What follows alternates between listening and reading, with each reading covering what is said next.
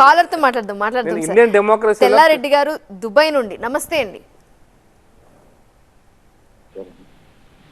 Hello చెప్పండి. Hello నమస్కారం అండి. నమస్తే అండి, చెప్పండి. ప్రకాష్ రెడ్డి గారు, మీ బీజేపీ ఈసారి తెలంగాణలో పోటీ చేసింది సింగిల్గా, ఓకే అండి, చాలా వెరీ గుడ్ అండి. మరి ఆంధ్రప్రదేశ్లో మోడీ గారికి అమిత్ గారికి ఎవరు చాడీలు చెప్పారండి? సింగిల్గా పోటీ చేయకుండా మామూలుగా చంద్రబాబు నాయుడు గారితో పవన్ కళ్యాణ్ గారితో పొత్తు పెట్టుకుని ముగ్గురు కలిసి ఆంధ్రప్రదేశ్లో పోటీ చేస్తున్నారు ఏమండి. ఖాళీ ఒక్క జగన్మోహన్ రెడ్డి గారిని ఎదుర్కొంటాకి ముగ్గురు కలిశారంటే జగన్మోహన్ రెడ్డి గారు ఎంత బలవంతుడో మీకు అర్థమై ఉంటారు ఈ పాటికి. ఇంకా మీరు ఇంత ముందు మాట్లాడతా ఆంధ్రప్రదేశ్లో కూడా చాలా బాగా వస్తుంది తెలుగుదేశం అంటున్నారు. ఏమీ రాదండి, మీరు చూస్తా ఉండండి. 4వ తారీఖుని కంపల్సరిగా 20 సీట్ల పైనే వైఎస్ఆర్సీపీ గెలుస్తుందండి పార్లమెంటు ఏమండి. అసెంబ్లీ సీట్లు 140 నుంచి 162 దాకా వైసీపీ గెలుస్తుందండి.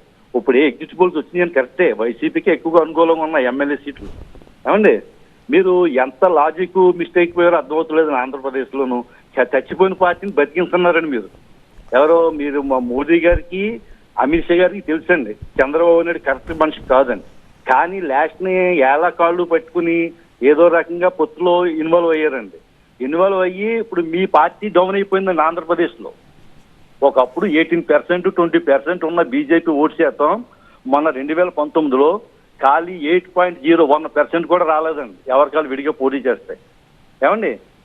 ఇప్పుడు ఖాళీ మోడీ గారికి గ్యాప్ పెరిగి పేరు ఉంది కాబట్టి ఏదో రకంగా రావాలని తెలుగుదేశాన్ని మీరు పొత్తుస్తున్నారు లాస్ట్ మూమెంట్లో. ఫస్ట్లో ఏమన్నారు, మేము 100 సీట్లు పోటీ చేస్తాం, ప్రతి అసెంబ్లీకి పోటీ చేస్తాం, ప్రతి పార్లమెంట్కి పోటీ చేస్తాం, ప్రతి పార్లమెంట్ కాన్స్టిట్యూన్సీలో ఒక పార్లమెంటు మన బీజేపీ కార్యాలయం ఉపయోగ చేస్తాం అని చెప్పారు. లాస్ట్ వచ్చుల్లోకి 10 సీట్లకి ఎమ్మెల్యే అమ్ముడుపోయారు, ఖాళీ 5-6 సీట్లకి పార్లమెంట్ సీట్లకి అమ్ముడుపోయారు. అది చాలా బ్యాడ్ లక్ కదండి బీజేపీకి. ఇంత ఇండియాలో 29 రాష్ట్రాల్లో మంచి ఒక స్ట్రాంగ్ ఉన్న పార్టీ ఆంధ్రప్రదేశ్ ఎత్తుల్లోకి ఎందుకు వీక్ అయిపోతుందండి? కావాలని మీ పెద్ద నాయకులే వెనక్కి లాగేస్తున్నారండి, ముందు ఎదగకుండా చేస్తున్నారండి పార్టీని. అది నా ఒపీనియన్ అది. సార్ మీరు మీ ఒపీనియన్ మంచిగా చెప్పారు, మీ అభిప్రాయాన్ని నేను గౌరవిస్తాను. కానీ మీరు అమ్ముడు పోయారు 5-6 సీట్ల కన్నారు చూసారా? అంటే బీజేపీ 400 సీట్లు గెలుస్తున్న బీజేపీని 5-6 సీట్లు కూడా అమ్ముకుంటారా? మీరు చెప్పండి. అంటే మీరు మాట్లాడుతున్న పదాలు అంటే మీరు ఒక పార్టీకి అభిమానులు అయి ఉండొచ్చు, మీ ఆ పార్టీ అభిమానంతో మాట్లాడుతుండొచ్చు, మీ మాటలు నేను గౌరవిస్తాను. కానీ మనం మాట్లాడేటప్పుడు మన ఎదుటోళ్ళ మీద మనం మాట్లాడుతున్నప్పుడు అమ్ముడు పోయారనే పదం మీరు మాట్లాడడం అనేటువంటిది, అది మీరు ఇంతసేపు మాట్లాడిన మీ అభిప్రాయానికి గౌరవం తీసుకునే పరిస్థితులు మీరు లేకుండా పోతున్నారండి.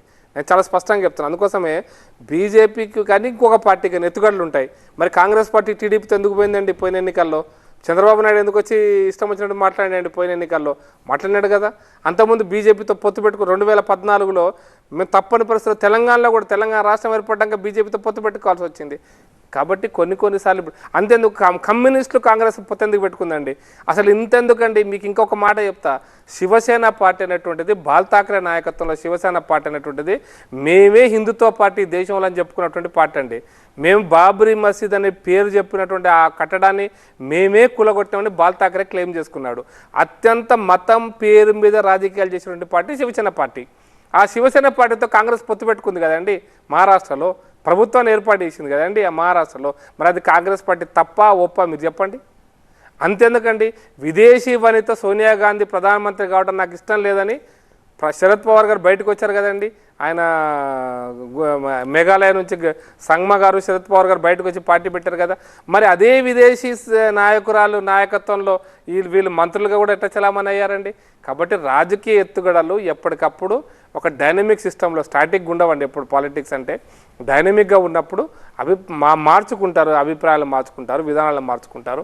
అంతెందుకంటే కమ్యూనిస్టు పార్టీలు 48గా అంతకు ముందు నుంచి కూడా భారతదేశంలో కాంగ్రెస్ పార్టీతో కొట్లాడినాయి కదండి. మరి అదే మన్మోహన్ సింగ్ ప్రధానమంత్రి కావడానికి మన్మోహన్ సింగ్ వాళ్ళ లెక్క ప్రకారం మన్మోహన్ సింగ్ పెట్టుబడిదారి, అమెరికా పెట్టుబడిదారి, బహుళజాతి పెట్టుబడిదారి, సంస్థలకు తలొగ్గినటువంటి ఒక పెట్టుబడిదారి ప్రతినిధిని తిట్టిన కమ్యూనిస్టు పార్టీ మన్మోహన్ సింగ్ ప్రధానమంత్రి కావడానికి కమ్యూనిస్టు పార్టీలు ఎవరు సాగలపడ్డారు?